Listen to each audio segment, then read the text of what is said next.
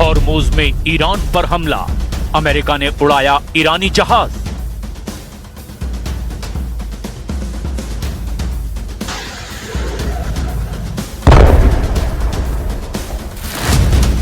Iran और America के बीच इस वक्त ऐसा युद्ध शुरू हो चुका है जिसमें बिना जंग का ऐलान किए ही एक दूसरे के ठिकानों पर ताबड़तोड़ हमले किए जा रहे हैं। पिछले 36 घंटे में जहां अमेरिका ने ईरान के 2 बंदरगाहों किशम द्वीप और बंदर अब्बास पर हमले किए, तो वहीं दूसरी तरफ ईरान ने दावा किया है कि उसने ईरानी समंदर सीमा के अंदर घुसे अमेरिका के 3 विध्वंसक जहाजों पर हमला कर दिया। ईरान का यहां तक दावा है कि उसके हमले इतने तीखे और तेज थे जिसकी वजह से USS Truxtun, USS Rafael Peralta, USS mason मैदान छोड़कर भागने को मजबूर हो गए। इधर यूएई ने दावा किया कि ईरान लगातार ड्रोन और मिसाइलों से उस पर हमले कर रहा है। ईरान ने तो यहां तक दावा कर दिया कि अब ईरान के लिए यूएई कोई पड़ोसी देश नहीं बल्कि कट्टर दुश्मन है। कुल मिलाकर नए वार और पलटवार के बीच हॉर्मुज स्ट्रेट में 1,500 से ज्यादा व्यापारिक जहाज और तेल टैंकर फंस गए हैं। इधर आईआरजीसी ने दावा किया है कि अब अमेरिका के पास 2 ही विकल्प हैं, या तो ईरानी शर्तों के साथ शांति समझौता कर ले या फिर एक विनाशक जंग के लिए तैयार रहे। कुल मिलाकर ट्रंप ने जिस तरह से ईरान को ताजा धमकियां दी हैं, उससे तो साफ हो चुका है कि अब ईरान और अमेरिका जल्द ही भीषण जंग में घिरने जा रहे हैं।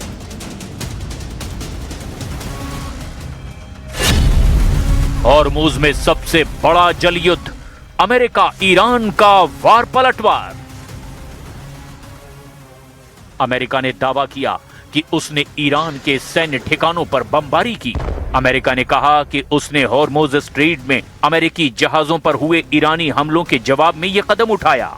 वहीं ईरान का दावा है कि उसने मिसाइलें इसीलिए दागी क्योंकि पहले एक ईरानी तेल टैंकर पर हमला किया गया था।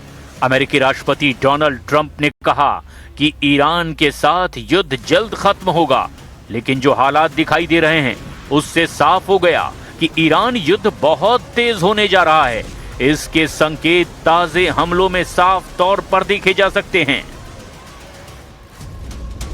अमेरिकी और ईरानी बलों के बीच हॉर्मुज स्ट्रेट में फिर तनाव बढ़ गया है। अमेरिका का दावा है कि उसकी नौसेना के युद्धपोतों पर मिसाइल, ड्रोन और स्पीड बोट से हमला हुआ और इसके बाद आत्मरक्षा में उसने हमले कर दिए। पिछले 24 घंटे में ईरान और अमेरिकी नौसेना के बीच सीधा टकराव हुआ है।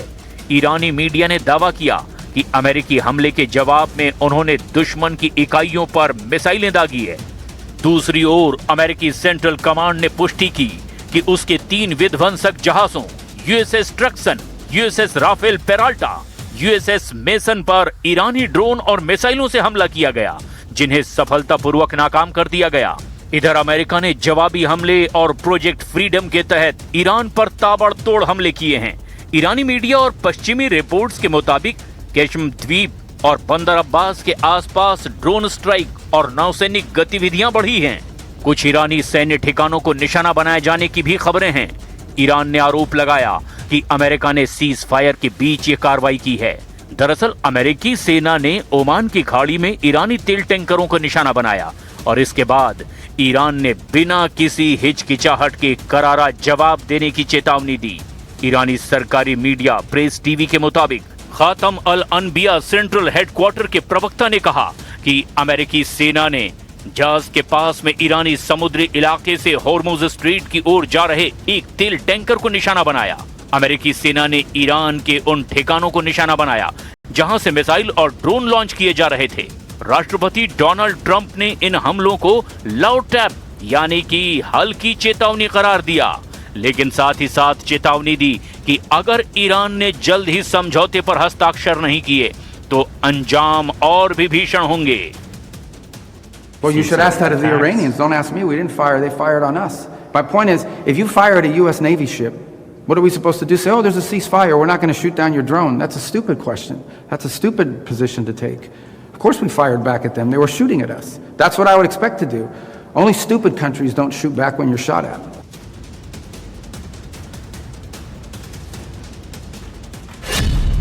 ईरान का खौफनाक ऐलान, यूएई पड़ोसी नहीं, कट्टर दुश्मन है। वहीं संयुक्त राष्ट्र की समुद्री एजेंसी IMO के महासचिव आर्सेनियो डोमिंगेज का दावा है कि होर्मुज संकट के कारण खाड़ी क्षेत्र में करीब 1,500 जहाज फंस गए हैं। इन जहाजों के साथ लगभग 20,000 नाविक भी फंसे हुए हैं। वहीं दूसरी तरफ ईरान ने युद्ध में पहली बार संयुक्त अरब अमीरात यानी यूएई को अपना पड़ोसी देश ना कहकर अब कट्टर दुश्मन कहना शुरू कर दिया है। ईरान का साफ कहना है कि यूएई ईरान पर घातक हमले करवाने में जमकर मदद कर रहा है। हम आपको कुछ ताजा खबरें बताते हैं जो ये साबित कर देंगी कि ईरान का प्राइम टारगेट यूएई बन चुका है। यूएई पर ईरानी मिसाइल हमला। संयुक्त अरब अमीरात के रक्षा मंत्रालय ने जानकारी दी कि उनके एयर डिफेंस सिस्टम ने देश की ओर आ रही मिसाइलों और ड्रोनों को हवा में ही नष्ट कर दिया।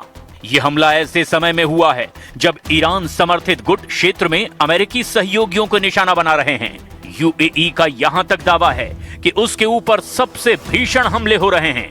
ईरान ने भी ऐलान कर दिया है कि अब यूएई हमारा पड़ोसी नहीं है बल्कि कट्टर दुश्मन है। ईरानी तेल टैंकर पर हमला और नाकाबंदी। ईरान का दावा है कि अमेरिकी नौसेना ने उसके एक तेल टैंकर को निशाना बनाया, जिसके बाद युद्ध जैसी स्थिति और गहरा गई है। अमेरिका वर्तमान में ईरानी बंदरगाहों की कड़ी सैन्य नाकाबंदी कर रहा है, जिससे ईरान का तेल निर्यात लगभग ठप हो गया है। इजराइल का खुफिया इनपुट और चुप्पी। इजराइल की मोसाद और सैन्य खुफिया इकाई ने संकेत दिए कि ईरान के परमाणु केंद्रों और मिसाइल डिपो पर हमले जारी रह सकते हैं। हालांकि होर्मुज में हुए धमाकों पर इजरायली सेना ने आधिकारिक तौर पर जानकारी ना होने की बात कह दी है, जो उनकी रणनीतिक चुप्पी का हिस्सा मानी जा रही है। खुफिया रिपोर्ट के मुताबिक सर्वोच्च नेता अली खामनेई की मौत के बाद उनके बेटे मुस्तफा खामनेई के सत्ता संभालने से ईरान का रुख और भी आक्रामक हुआ है। आंतरिक विद्रोहों के बावजूद ईरानी सेना अस्तित्व की लड़ाई लड़ रही है।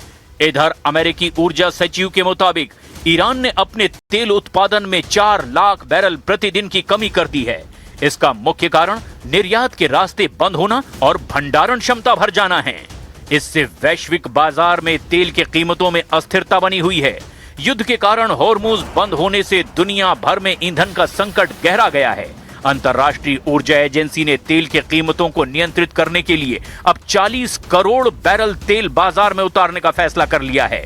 सूत्रों का मानना है कि ईरान अपने एक्सिस ऑफ रेजिस्टेंस यानी हिजबुल्लाह और हूथी के जरिए अमेरिका पर दबाव बनाना चाहता है ताकि नाकाबंदी हटाई जा सके, जबकि इजराइल का लक्ष्य ईरान के मिसाइल प्रोग्राम को पूरी तरह से ध्वस्त करना है। और यही वजह है कि ईरान युद्ध फिर से बेहद तेज हो सकता है।